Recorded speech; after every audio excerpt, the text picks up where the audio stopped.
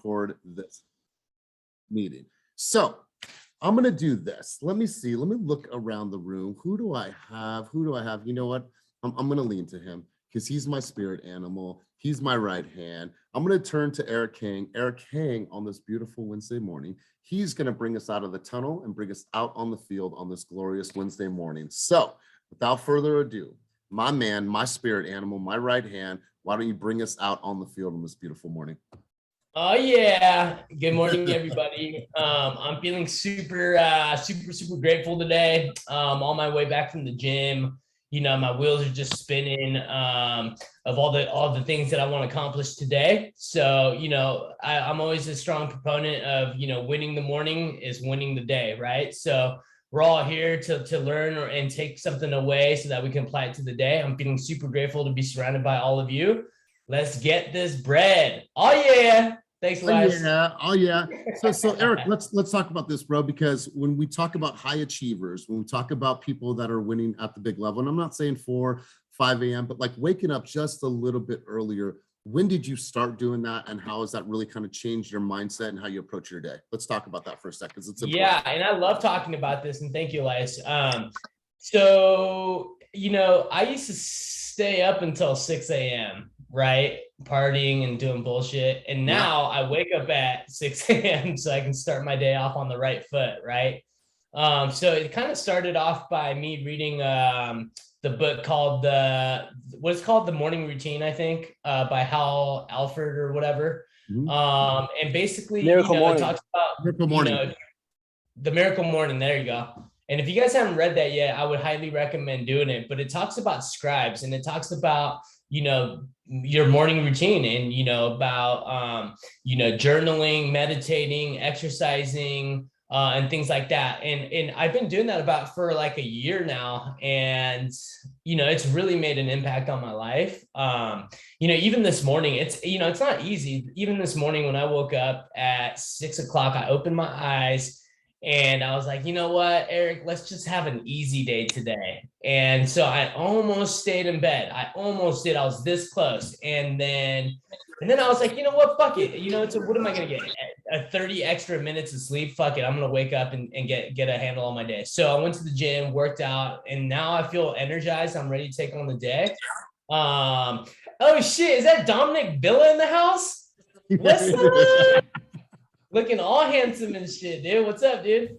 If you guys don't know Dominic, he's with Summit Funding. He's awesome, super knowledgeable, and he kicks ass. So if y'all need a new lender, hit him up. But anyway, going back to the morning routine, you know, nowadays, like if I don't do this kind of thing, like wake up and meditate and exercise, my day is shit. You know what I mean? So it's really made a big impact. Love it. Love it.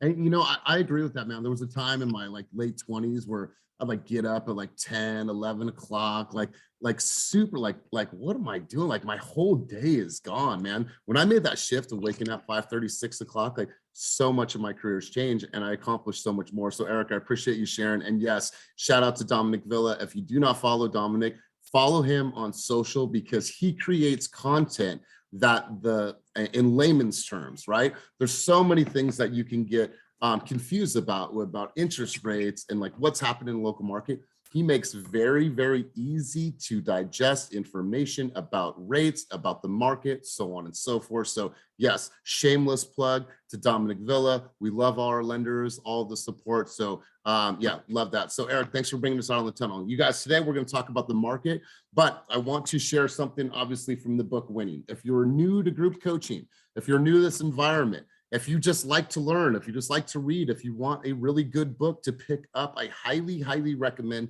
that you pick up the book Winning. And I'll give you guys a quick example. By a show of hands, actually give me a reaction on the screen below. How many people are in this book right now, are reading or have read this book? Please give me a reaction. All right, cool. So there's 4, 5, 6. The numbers are continuing to go on. So we'll read. Love that, Fernando. So it's an amazing book. It's an amazing read, and it acts as a reference guide and almost like a daily reminder. So I want to share this with you because I feel it's super, super important. So bear with me, you guys. Let me let a couple more people in the room. So Want to share this with you. It says, we are all weak sometimes, and it's okay. We all have the urge to give up sometimes. It would be so easy, so quiet, so calm to just stop all the craziness and intensity and pressure and be normal like everyone else. Normal like everyone else. No thanks. You may not win in everything. Everyone comes up short in some way. You can't be the strongest person in the world and the fastest and the smartest and the richest. You won't dominate everything. You won't win everything. However, you will win. Explore and embrace your weaknesses. Only then can you let go of the fears and inhibitions that hold you back from everything you want. Drive yourself through those boundaries until you find the thing that excites you and takes you where you want to go. Winning is everywhere, like the song that gets stuck in your head that goes around and around and you can't make it stop. So don't stop. Keep going every day. Keep going. I absolutely love that, you guys, because hey, there might be tons of things that you're not really that good at in real estate, but you're going to find a lane that you truly, truly are going to thrive in, and you're going to win constantly, constantly there. Because here's the thing, my old mentor used to tell me this, Elias, every single day, I want you to go out there and I want you to fall on your face as many times as you possibly can. Get hung up on, get the door closed in your face, whatever it is. He's like, create the video that gets 0 likes. Just go out there and try every single day. So I thought that was important. Let's talk about winning for a second. I want to turn this over to Michael Swanson. He had a major, major, powerful win.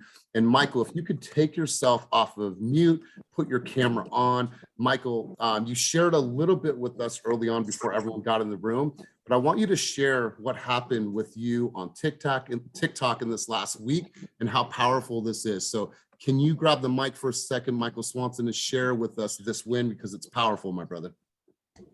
All right. So after graduation and listening to Julie, I went and rebranded my TikTok. I had a TikTok before, but so hold on. Let me preface this for a second for the people that don't know who Julie is. What was the conversation? What sparked this idea first off? So let's kind of take us back to the roots of this conversation. Gotcha. So Julie, the numbers agent, one of, I guess, the young top agents on the team. She was on a panel for the boot camp graduation on last week, and she shared about how she uses TikTok and how she brands herself on TikTok. So I went and said, "Fuck it," rebranded my TikTok, changed the name to M Swanson Real Estate. And yesterday, just out of the blue, I was just sitting in my car and I was like, let me figure out a TikTok to do. And it's just a quick little funny TikTok. And I posted it. I looked at it. It had like 6 likes. I came back to it an hour later and it had like 70,000 views. And now I'm up to 98,000 views and like 3,500 likes. Oh, wow. Okay, so almost 100,000 people that's somewhere in the world, whether it's local, whether it's not local, it doesn't matter. Somebody's viewing that.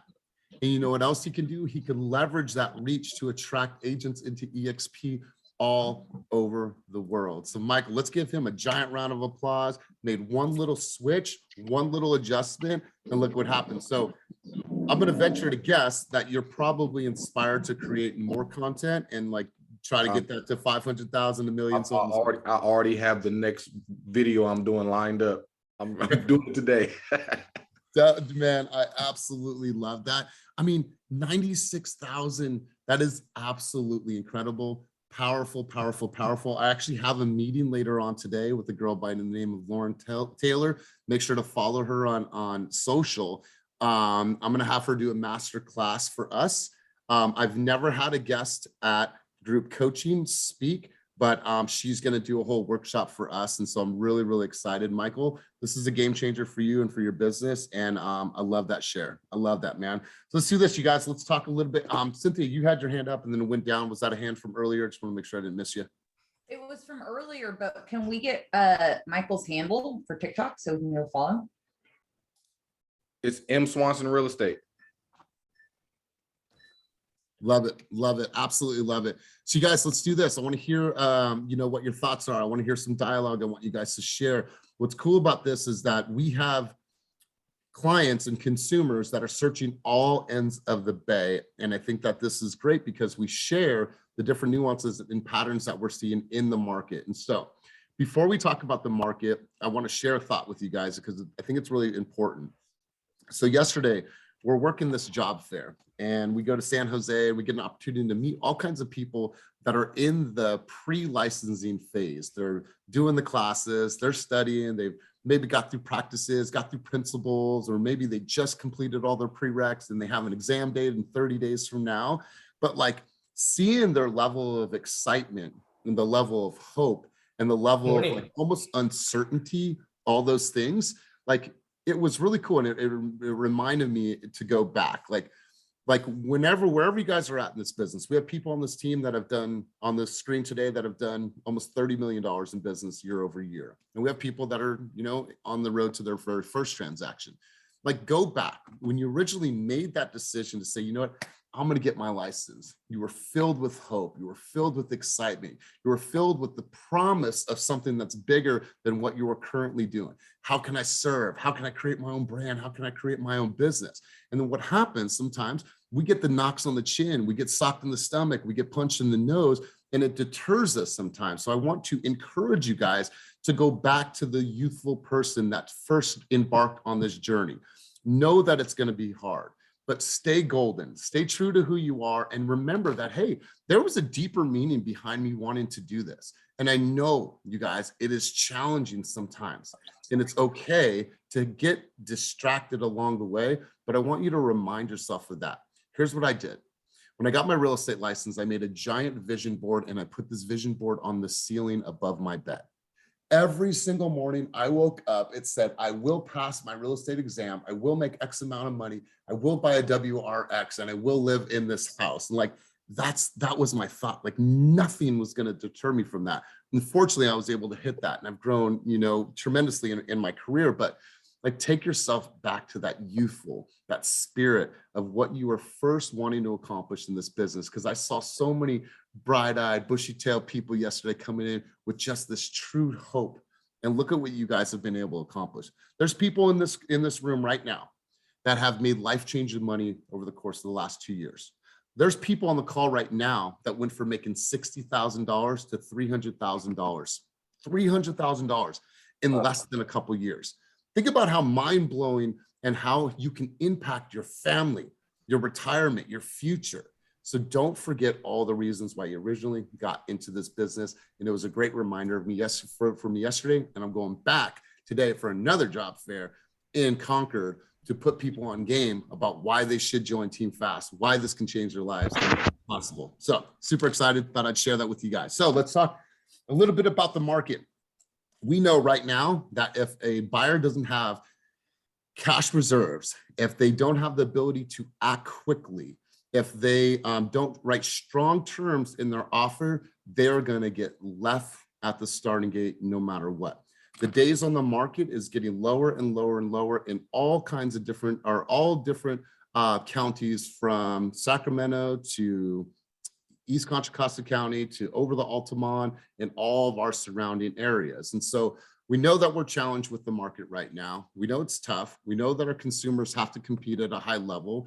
So a couple things that are going to separate you guys from anybody else right now. First things first, your presentation of your offer. When you are writing an offer, you need to have the best package that you are sending over to the listing agent. If you're not using High Note right now, all those templates are built for you. You can build a fire presentation that when you deliver your offer package, it is like nothing else they have ever seen. Your communication needs to be early and it needs to be often. Before you even go see the house, before you even submit your offer, you're already building a relationship with Bill, the listing agent. I already know Quan. I know a little bit about how he communicates, how he likes to receive information. What's the best way to communicate with them? Does he like texts? Does he like calls? Does he like emails? Have you sent him a video? Hey, bud, I'm just going to introduce myself. I'm going to be showing this house today. I know my clients really, really love it. There's a strong chance that we're going to be submitting an offer. We're going to go out there today. I'll let you know what our thoughts are. Also want to talk to you a little bit about what your sellers are expecting so I can deliver that and make sure we get this house for your clients. Early and often communication is what's going to win. And then preparation, making sure that we're prepping our clients from the very, very start and setting clear expectations about what is happening in the market. What are the nuances, what to expect. I'm going to put you in the ring. I'm going to put your mouthpiece back in. I'm going to give you water. I'm going to be here to support you. So these are the things that are going to make sure that you guys are getting offers accepted. We have new agents that have started in the last 3 months that have 4 contracts on the board already, setting clear boundaries of what to expect, what's going to happen, and how we're going to navigate through this very, very challenging time. So 2 things I want to talk about right now. First off, I want to have a high level conversation about the market, what you're seeing, nuances, patterns, offers that you've written, so on and so forth. The second thing is I want to talk through some ideas on how you guys are going out right now and finding the opportunities for your clients. What are the grassroots campaigns that you guys are launching? What are you doing? What doors are you knocking on? What's the campaign? Are you guys doing this? I remember Eric and I met a lady and she talked about doing the reboom. All right, here it is. Let's stay here for a second. So you have all these baby boomers that purchase houses that are sitting on tremendous amounts of wealth in the Bay Area and beyond. So some of these baby boomers might not know what to do with that money, where to go, how much actual equity that they're sitting on. So why aren't we launching a reboom? Why aren't we taking people that purchased at a certain time frame, 20 years, 25 years, whenever it was, and doing like a reboom? Because now there's this new influx of money that they could put into their lives and go to Arizona and be with their grandbabies or whatever it is. But it took somebody like Juan saying, hi, I'm here in the neighborhood. I don't know if you know this, but I want to share some information with you that will impact your, ability to move on or second phase of life, whatever that conversation is. They don't know what they don't know sometimes because they're not living in this world. So 2 conversations here. Where are we at in the market? What are you guys seeing? I want to have a high level conversation. And 2, how are we going to go out and find these listing opportunities? So let's do this. Let's go over to, I want to talk to somebody that I haven't heard from in a couple weeks. I'm going to go to somebody that's new because I want to hear this conversation from you. So Denitza, I'm going to go to you. So prepare. She rolled her. She knew it. She's like, hold on. I knew he was going to call. I'm not going to look at the screen because he's probably going to call me. So Denitza, let's hear from you. You get a client. They're searching in Berkeley. They want to live in, North Berkeley. Okay. Super competitive part of Berkeley. They have a budget of 1.2. They ask you, Denitza, how is this market? Because we've heard some horror stories about the market. So can you guys, can you give us just kind of a quick overview of what we can expect? And if this is now even a good time for us to even purchase a home? Let's hear from you, Denitza. So what I've learned so far is that the market is really hot right now. And if you don't purchase a home now, prices are going to keep increasing over time. That's what we've seen. And so it's best to go out and purchase a home now. So Denitza, let me ask you a question. We're thinking about just waiting till the crash because, we believe what goes up must come down. So we're probably thinking about like waiting till the crash. As far as the numbers that we've seen, there is not going to be a crash anytime soon. We've seen numbers increasing, so we don't think it's a good idea for you to wait for something that might not happen. Okay. All right. And is it going to be super competitive for me in Berkeley? It's competitive anywhere right now, so Okay. we can expect competition, but we will come up with an offer that can compete. Cool. I love it. Love it. And listen, Denitza's brand new. Denitza, how long have you been with our team?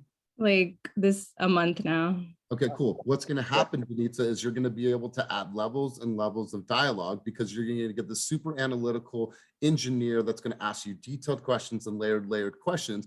Through these environments, through hearing from your brothers and sisters, you're going to be able to stack the knowledge that you have about the different markets. But Denitza, really good job and way to step up because I know that's hard. So let's go over to, let me see who's not driving.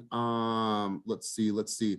Ernesto, I'm going to go over to you, bro. And hey, sorry I wasn't able to go yesterday. I was at the job fair, but let's hear from you, Ernesto. What's an area recently that you have shown a bunch of homes, and let's focus on that. Where's an area that you have a client that is searching for homes right now? Yeah, I'm currently writing offers for condos in the Concord area, Concord, Martinez, Pleasant Hill. The biggest shift that I've seen year over year here specifically is the competition is fierce, even for condos and townhouses. I mean, you're seeing situations where Things are going for 70, 80 above ask, which on a condo is kind of unheard of. People are waiving all contingencies. I'm seeing that on condos and townhouses, even if there's no inspections on file, people are waiving inspections anyway because they feel like the HOA is going to cover anything major anyway. So roof, foundation, siding. So the terms have to be really, really aggressive. And if you're not picking up even things that the buyer doesn't normally pay for, I know a lot of us use the who pays what guide, and it's like buyer, seller. It's how it's broken down between like title, escrow, and all that good stuff. Bottom line is, as a buyer, if you want to be competitive, you got to be willing to pick up as much as you absolutely can. Just to show that you really, really want that. So that's what I'm seeing here, specific to condos and townhouses. It is super, super tough. Yeah. Totally. And so how are you prepping the conversation, and how are you broaching the conversation for a potential shortfall? Say you're in a competitive situation, say it's a non-compet or a non-contingent offer, but like, how are you setting them up and having the conversation like, oh, hold on a second, that's not the best idea unless we have the reserves. Where's the money going to come from? Like, how and when are you having that conversation with your clients to prep them for a potential shortfall if they want to go, and if the strategy is to do non-contingent? Yeah, I'd say so. Two shifts that I have made recently and how I set expectations. One, I learned a lot from Julie. I hopped on a mock buyer's consult with Julie, and I was like, hey, how are you like setting people up? Because I saw her post. She's like, I got 4 first offers in a row. I'm like, holy God, what is she doing? So I got some phone time or Zoom time with her. The way she does her buyer's consult is she walks people through contingencies, and then she's like, okay, let's turn the table. Let's pretend you're the seller and these offers come in. Which one would you take and why? And then it clicks for them like, oh, okay, I have to come correct. And almost nobody takes option. There's 3 options. One of them has all contingencies. I haven't had anyone say, well, I would take the offer with all the contingencies. Okay, of course now. So now you understand it from the side of a seller. For me, and then secondly is leaning on my lender to set those appraisal expectations. So specifically working with a lender that can set a client up to waive the loan contingency, and it's their job to explain to the client what we would do in case there's an appraisal gap. So I would say that's another shift I've made, is just kind of me setting expectations with the partners that I use. It's not about whether or not we get along or if I like you need to help me close these deals. And so I rely on them to set those expectations. And I love this. And you know what? I think that's a very astute approach. It's like, hold on a second. It's like, we're always speaking from the position of a buyer and like, here's our strategy, but like, hold on, let's put you in the shoes of a seller. Like, what would you do if you were a seller in this situation? Here's the scenarios. And I think that's a really, really great way to educate your clients. So Ernesto, great stuff. Let's go over to Melody. Melody, I know that you have a couple listings right now in Oakland. I'm sure your phone's ringing off the hook. I'm sure you're getting all kinds of inquiries and ask about your property. So let's just hear from your side what you're seeing, what the experience level is in the Oakland market. And it's not an area that you specialize in, but hey, you got a couple listings there. So let's talk about it. Yeah, good morning, you guys. Thank you, Elias. I appreciate it. I have 3 listings on the market in Oakland right now. Some of them aren't the most ideal listings. A lot of them are, 2 of them are tenant occupied. They need a lot of work. They were built in the early 1900s. And, it's a harder sale. It's in the Fruitvale district of Oakland. And so when I get calls on it, I'm just being totally transparent with people. I'm giving them the truth 100% about what it is. I'm letting them know it's owner occupied. I'm letting them know that, what the rents are and, that they need some work. And I'm totally transparent with every single person that calls. There's another one that I have in Havens Court that's getting showings every single day. And it was a really sad story. This lady's going through a divorce because her husband's homeless and a drug addict, and she's actually sleeping on a mattress with her 2 sons on the floor. And her previous realtor couldn't sell her house, and so I stepped in. It was a referral off Facebook. I got her house staged, photographed. We're doing a video for her. We're doing her justice. And I'm doing whatever I can to help her get this home sold because she needs the money to pay her divorce attorney. And, I told her, I said, first of all, your realtor didn't stage your home. So we need to get your house staged immediately. Second of all, you're overpriced. You're about $50,000 over where you need to be at for the Havens Court area of Oakland. You need to go on at $499. and she listened to me, and we've been getting calls on it every single day, and it looks absolutely beautiful. But when people call me, I'm not sugarcoating anything. I'm not, trying to sell them on the properties. I'm just letting them know, you know what, these houses are in rough neighborhoods. The price is transparent. If you guys want to go take a look at it, take a look and let me know. And I have some agents that are super diligent and are calling me and creating relationships. And then I have other agents that are like totally disconnected, and it's like they're just doing it on the side as a hobby. So I already know by the first 5 minutes of the conversation who I want to get into business with, right? And who's going to close the deal. And it shows me, what I need to do on the buyer side as well. Be diligent, show up, create the relationship, communicate clearly and efficiently. Let them know straight up who the client is, what they're looking for, and if someone asks me like, hey, if we come in at $499, would you accept it? I'm just letting them know, like, no, probably not, but write your best offer, put your best foot forward, and we'll see what we can do. So it's really actually cool to see it from the listing side. Love it. Love it. Absolutely love this. So Rebecca, let's go to you. You had your hand up. Let's hear from you. Chime in. Hang on. So I had a few listings as well, and leverage your team. I know we do a good job about that on Slack, but we really need to. I had an agent on EXP. I don't know him. We have a mutual realtor friend in common, and he had him call me on my listing to put in a good word, let me know that he closes deals. So it was really cool. So we were able to collaborate. On another listing, the buyer's agent called me and said, what can be put in the offer to make you look good in front of your sellers? And I was like, whoa, okay. Wait, say that one more time, because I think this is powerful. Say that one more time. What can we put in the offer to make you look good in front of your sellers? Wow. I like that approach. I like the words. I did too. And I was like, wow, but didn't win the offer. But I mean, I appreciated that. That was really cool. I try to be transparent as well. I would tell everyone to just make sure you're reading MLS instructions. I'm super clear on how I want showings done, scheduled, offers submitted. And oh my God, you get inundated with so many questions, and it's just, they're not taking the time to read. And so how are you representing your client that way?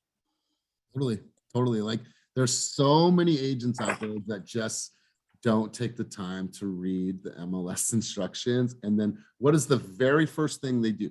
They call you and they ask you a question that is already on the MLS. And what happens as a listing agent, you're like, son of a bitch, like, hold on, like, this is there. I don't want to be a dick, but hey, did you read the MLS? Right. And so I agree. And then it makes you think you don't want to get in a transaction with them, because that's how it's going to be the whole time. Totally. I want to add on to that too. So from the very first text message you send that listing agent, it's like a job interview, right?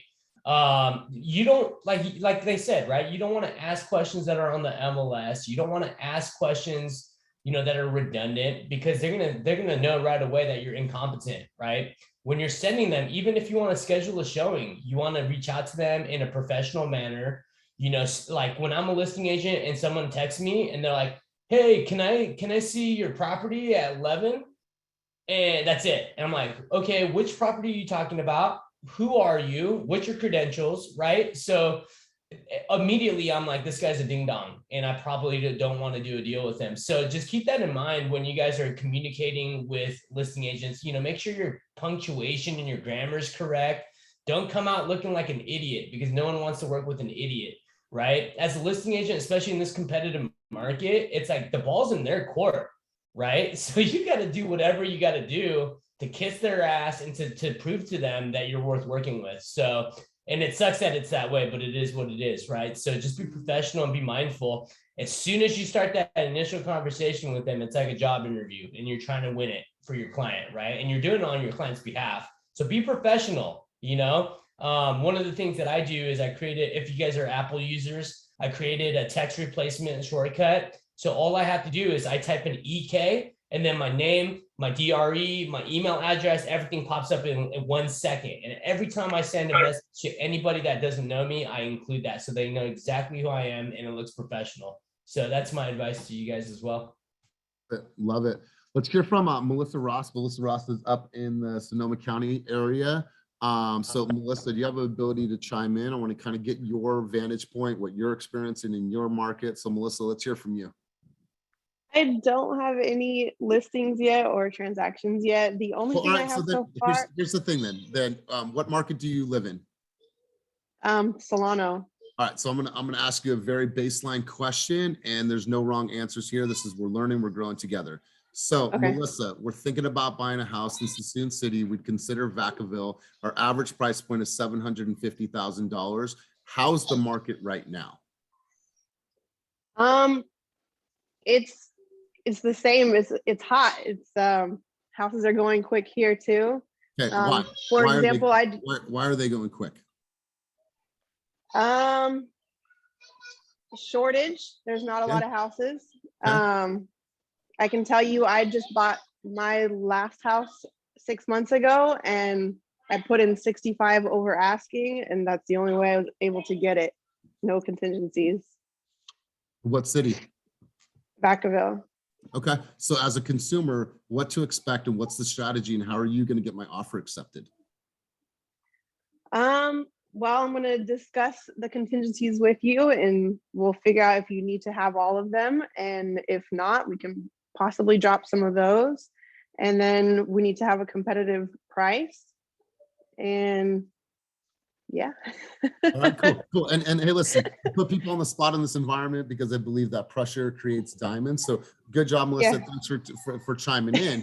But here's what I believe. What I'm going to do for you, Mr. Consumer, Mrs. Consumer, is I'm going to educate you on everything that is happening in the local market. I'm going to help you understand the data, the patterns, what houses are listing for, what they're selling for, how many offers on each home. So when we go to prepare and prep our offer, we're basing that on the market, not on what my beliefs or my opinion is going to be. It's going to be solely based on what's happening in the market around us. That's my duty and that's my responsibility to you as your agent, is to make sure that I'm educating you from moment one. So that's what you can expect working with me. So good stuff, Melissa. We'll refine that. And it's a nerve-wracking situation here. Thank you.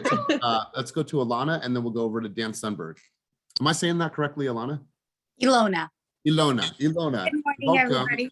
Good My morning. name's Thanks Ilona. for I'm coming. new. I'm hoping to really be successful with this team. I had a question about dropping contingencies. Since I'm fresh from the real estate exam, my mind is still going on, those rules. And one thing that comes up for me is if we decide to drop the contingency, could the buyer hold the real estate agent responsible for anything that happens after closing because the inspection contingency was dropped and something was found to be wrong with the house after they purchased? Is that going to be our responsibility? Or could we be liable if they decided to drop the inspection contingency? So first and foremost, before a client is advised to do anything, drop any contingencies, this is a science project. So what I mean by that is that you're spending time with them, sharing the data, sharing the facts, sharing all of the reports with them. They have those. They sign off that they have received the disclosures. You go over the contingency. They sign a contingency removal form stating that they are understanding that they are removing the contingencies of said things. If something comes up 5 years down the road, then it's documented. However, if you don't have those conversations, if you didn't send them disclosures, if you just said, yeah, we're going to remove this, if you remove their loan contingency and their debt to income ratio is 47%, and then something comes up on their credit and they're fucked, like you didn't have that conversation with them. So it's all about disclose. You strategize together, but you also share with them what are the potential shortfalls and what can potentially happen. You remove the appraisal contingency. If it doesn't appraise, then there may be a potential $10,000 shortfall. Where's that money coming from? Well, that's coming from your reserves or your 401k. As long as you know that you can cover that amount, then cool, then let's move forward, right? So it's all about strategy. And if you ever get to the point, especially being new, you're going to lean to Karina, who is our broker on record compliance person, and you're going to lean to your mentor. In some cases, the answer is no way, no how. We are not removing these contingencies because it is not in the best interest of the client. So everything has to be centered around, is this move in the best interest of the client, or can this potentially hurt them? If the answer is no, then you keep those contingencies in place. And so that's a really good question. Dan, I wanted to add to that too. Yep. Is in your question, Lana, you said if we drop it, right? It's never we, it's them. That's right. It's their decision, I right? see. So you provide them with all the information, you provide them with the disclosures, you go through the disclosures and the reports with them, right? And then it's their decision. And Right. so another thing too, if you want to really protect yourself and add another layer of protection for you, hey, Mr. Client, via text or email, hey, Mr. Client, just as we spoke on the phone earlier, I just wanted to make sure that you understand the consequences of removing these contingencies. I just want to make sure you understand it. If you get it in writing, they say, yeah, I'm good with that. You know what I mean? That's another added layer of protection. So, if you're worried about that, that's what it is. But, in this market, we never, ever advise to remove contingencies. That's not the language we use. It's, hey, we paint a picture. It's like, it's super busy right now. I just offered on a house last week. They had 17 offers.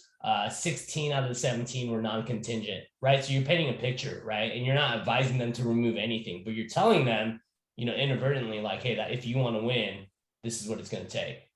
So Absolutely. And then when you're having those sticky conversations where maybe it's a phone call, then you follow up and you put that all in an email, just so now there's a document of that conversation. So it's not like, oh, like she told me that on the phone. There's no record of that. Like, hey, Mr. Client, just want to make sure I recap on our message or our conversation from before. You send that out and then it's recorded. And so every single scenario is different.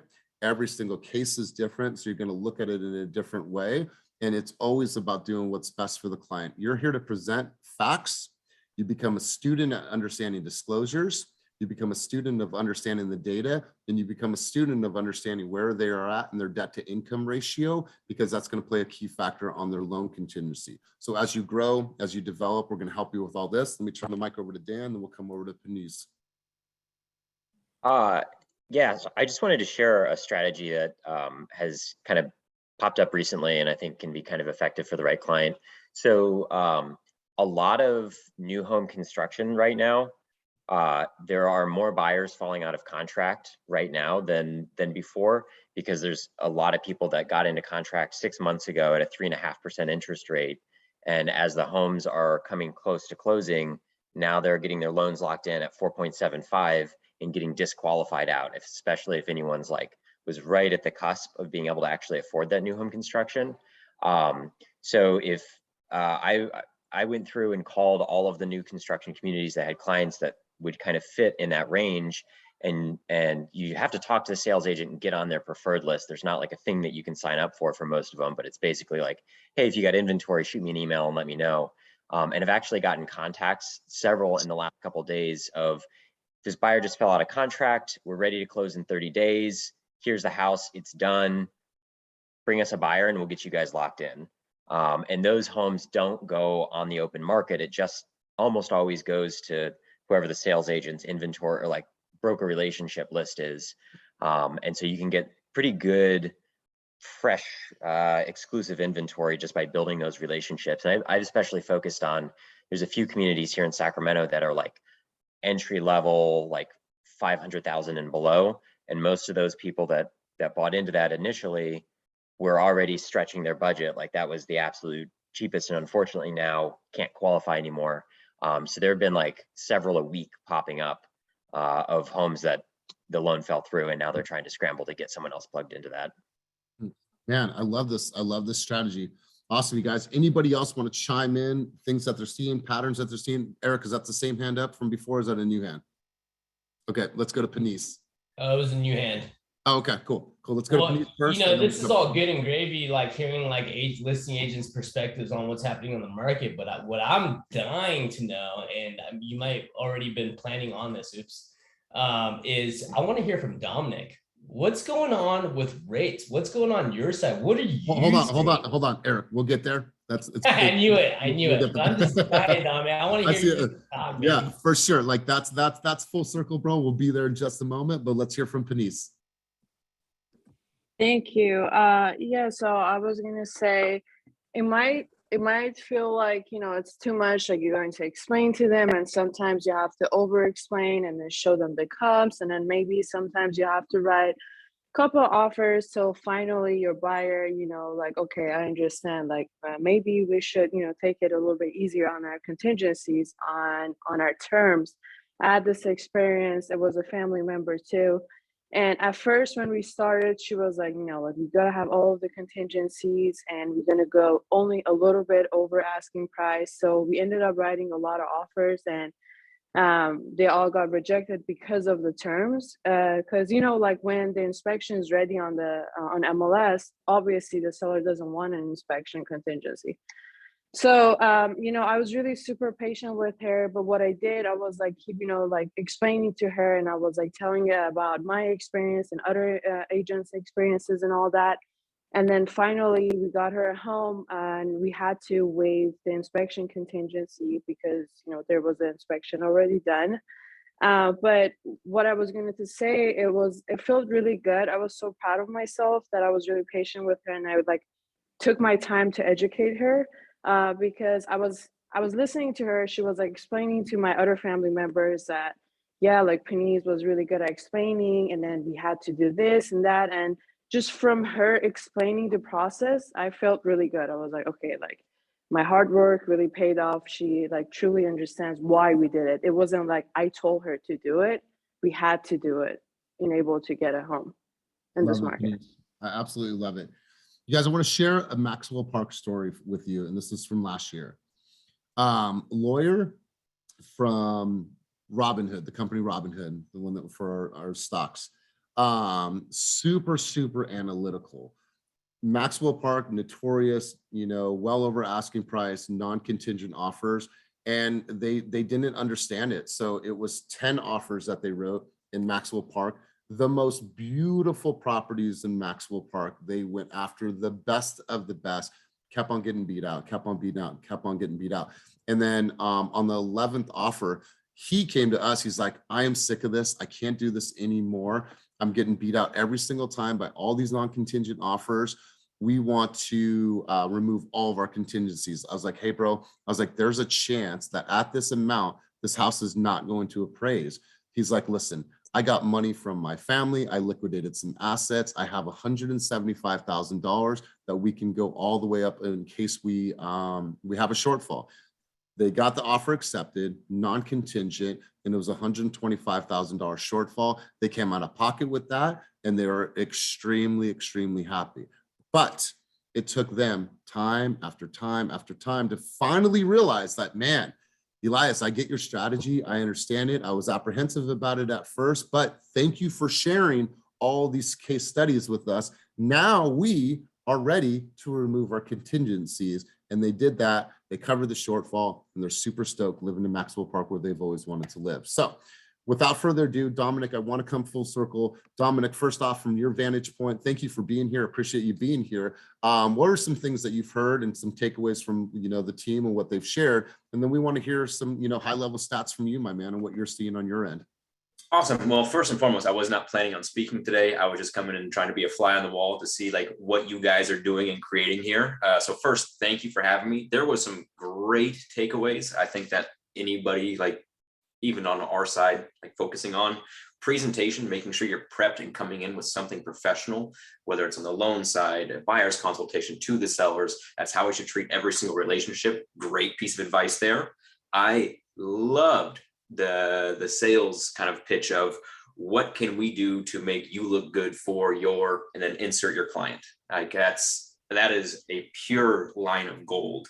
Also, Dan's new construction fallout strategy, like that is superb. So some awesome stuff on this call that I loved hearing. Now, as far as mortgage market updates, I'm going to try and make this as digestible as possible. Ultimately, we want to arm you guys with the info that you need to set your clients' expectations correctly. Right now, we are seeing the most volatile mortgage market we have seen as far as rate fluctuations and increases since the meltdown in 2008 and 2009. And the hardest part about it right now is clients still don't have the correct expectations. All of their friends and family who've bought and refinanced in the last 2 years have had rates in the mid 2s, and now we're getting in the high 4s. So how did we get here, and what does this look like moving forward? I think it's very important to explain to people how we got where we're at now and where and why that's going to lead to where we're going. Start of the pandemic, before the pandemic, rates were at all-time lows in the high threes. Everyone was pumped. As soon as the pandemic hit, basically all the markets freaked out. No one knew how people were going to pay for mortgages, rents, what was going to happen with foreclosure, short sales, and rates jumped up over 6% basically overnight. People weren't even giving out loans just due to market fear. When the federal government saw this, they learned something really important from 2008, 2009. They learned that the housing market really supports and stabilizes the economy as a whole. So what they wanted to do in the wake of this financial uncertainty was to stimulate the economy. And the easiest way for them to do that was through the housing market. Now, how did they do that? They decided to invest $20 billion every single month into the mortgage bond market to keep rates falsely low, to get people out there buying. They did that for 20 consecutive months. So over $400 billion that they invested into the market to keep rates low. Then in the fall, big fears of inflation, the economy was looking like it's doing pretty well. So they started pulling back that investment. And then cue the beginning of this year. This year, they pulled out of the bond market and they're starting to sell bonds. And we have the highest inflation rates that we've seen in 40 years. Inflation is the worst thing that can happen for mortgage interest rates. Why? Mortgage rates trade on the bond market. And the bond market is a terrible place to have your money in an inflation-driven landscape. So we're seeing the federal government pull out of the bond market, individual investors pull out of the bond market, and investment firms pull out of the bond markets and look towards other investments that are far more inflation adverse. So we are seeing a change in Fed policy in a drastic amount that's jumping rates up. And we're also seeing a change in consumer spending in the investment sector that is also impacting rates. So we've seen rates jump up more than 1% just in the last 2 months. So where are we going from here? I think that's a very good question. That's what everybody wants to know. The Fed is going to be combating inflation at a very aggressive level. They started off very small with an announcement last week, raising the prime rate 0.25%. They're anticipating up to 2% increases this year. And with us almost being halfway through the year, we can assume that the majority of those increases are still yet to come. That is going to be driving rates continually up. Talking with the chief economist at Fannie Mae just the last week, they said they will be shocked if we don't hit the mid-5s by fall of this year. So this means that buying sooner rather than later is super important. But the other thing we want to make sure that we're emphasizing and doing is setting client expectations. Make sure your client is constantly checking in with their lender to get updated rate quotes. We're seeing 0.25% swings day over day. So the payment that they were qualified on a week ago may not be the same now. So in order to prevent them from being surprised or not qualifying, make sure they're checking in. As far as combating rates and having some different strategies to lower the rate for your buyer, ask their lender if they can qualify for a jumbo program. Jumbo programs still have better rates by a considerable amount, and you can always do a jumbo loan for any loan amount over $647,200. So it does not hurt to ask if the client qualifies for that jumbo loan because they will have better rates. Ultimately, we're going up. 6% next year is most likely what we're going to be hitting. And in the meantime, just make sure your clients are staying in touch with their lender to get updated rate quotes, and that maybe you start exploring some jumbo programs for some pricing incentives. Beautiful. Absolutely beautiful, man. This is quick incredible. question. I got a quick question for you, Dom. You might Yes, sir. jump in. So I spoke with another lender the other day. Sorry, Quan, I didn't see your hand up. I totally snaked your ass, or snaked you. Sorry. It's all good, bro. Dom.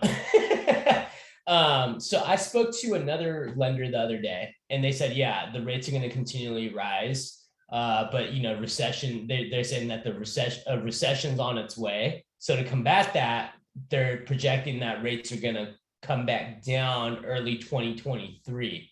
Any thoughts on that? I think that we will see some fluctuation. I think that it's all going to depend on how high we hit. I would be shocked if we see anything under 4% again. I think that we're going to be at a level where, like right now, buying the rate down, buying points, I still think is a reasonable kind of assumption. We will get to a point where we're at 5, over 5, potentially pushing 6, where we should see things come back down as inflation gets under control in years following. And so in those scenarios, adjustable rate mortgages might become a viable option for the right property again. Buying the rate down may not be that best decision, and we might actually have the opportunity to refinance. So there will be some fluctuations, and it all kind of depends on how high we get this year and what that ultimate forecast looks like moving forward. Beautiful. Juan, let's go to you, and then we're going to come full circle and wrap up. Real quick, Dominique, thank you for providing that insight. Like I understand that the mortgage rate is loosely tied to the Fed rate in terms of the 10-year Treasury specifically, but what's the mechanism behind the actual mortgage rate? Because like mortgage rates start spiking before the 10-year Treasury even start going up, right? Yeah. So is it the prime plus percentage? Like what is it made of? Very, very, very good question. And so it is all tied to the bond market and that treasury note. The federal prime rate is not tied to mortgage rates at all, but does impact kind of the perceived cost to borrow. So we saw mortgage rates spiking before the Fed even raised their rate because it kind of sets the investment tone moving forward. So as money becomes more expensive to borrow, we're typically seeing the secondary market and the mortgage-backed securities sector also adjust accordingly. Honestly, the easiest way to kind of try and digest this a little bit is as like stock prices go down, bond prices go up, so rates get better. Stock goes up, rates get worse. Inverse relationship to the stock market is primarily traded off the bond market, but that federal prime rate and those federal announcements have an impact on market perception and speculation that directly impacts investment in the bond market. Thank you. Beautiful. I think having a deeper conversation on this moving forward, and maybe we can get you on a podcast, have a conversation with you, Dominic, because it's nothing but a wealth of information. So you guys, let's wrap up the coaching for today. Let's go around the room, full circle. I want to hear from a couple people, hear what some of your key takeaways were, because there was a lot of gems dropped today. Let's go over to Bo. Bo, let's hear from you up in Sacramento, bro. What were some of your key takeaways from today's session? Yeah, I would say that one from Dan. I think I'm up here in Sacramento and I've seen the same thing happen, but reaching out to those guys, that's definitely something I'm going to put into my business immediately. Love it. Take away for me. Absolutely love it. Let's hear from Denise Pham. Denise Pham, from you, key takeaways from today's session. All right, cool. We will continue moving on. Let's continue cruising on. Let's go over to Colette. Colette, key takeaways from today's session. Boom. Always great. It's just good reminders to hear about, what people are doing. I think the one thing that I wanted to, I love that the part about reading the MLS before you make that phone call. Also wanted to add to that read the offer instructions carefully.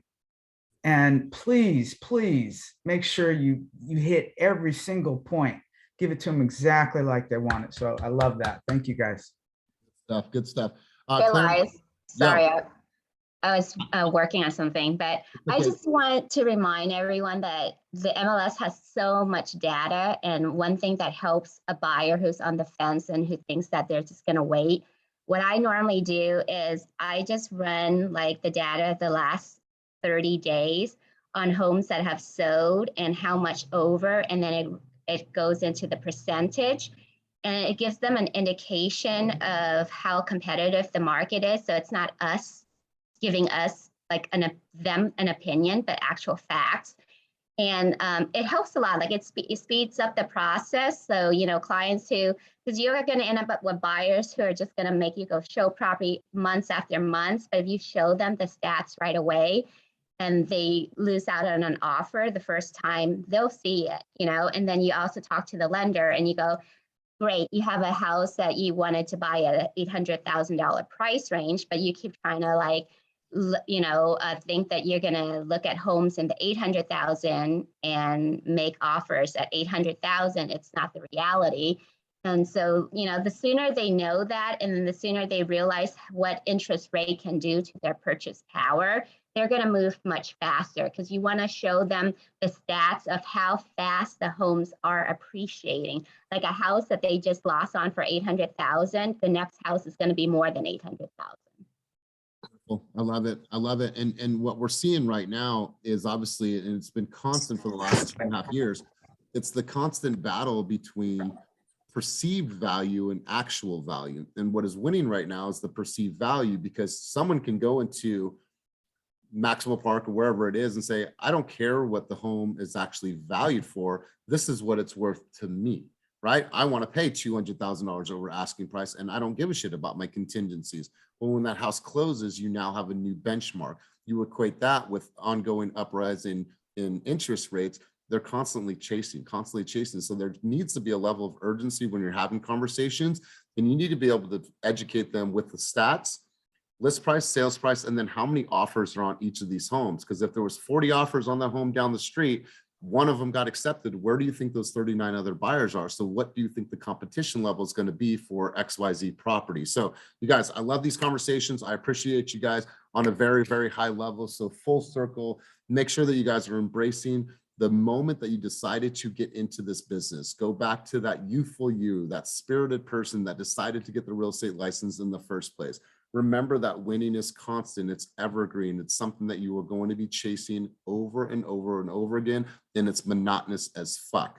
Remember to look at the market updates channel. I promise you this, you guys, there's no other team out there in the world that has as many market updates as you do and as we do as in Slack. So spend some time, if that's 30 minutes in the morning, 30 minutes to thrive, hour of power, whatever that looks like for you, become a student of this information, and then say it out loud so you know how to articulate this to other people. It's one thing taking in the information and reading it, but can you spit fire in a way that you communicate in your own idyllic that other people will understand? It's one thing understanding all this data, but can you articulate it and convey that message to consumers and to your friends and to your family? So thank you, Dominic. Thank you to all of our guests. Thank you for all of our agents that are consistently in this room 3 times a week. I appreciate you guys more than you know. So let's go out there and win our day.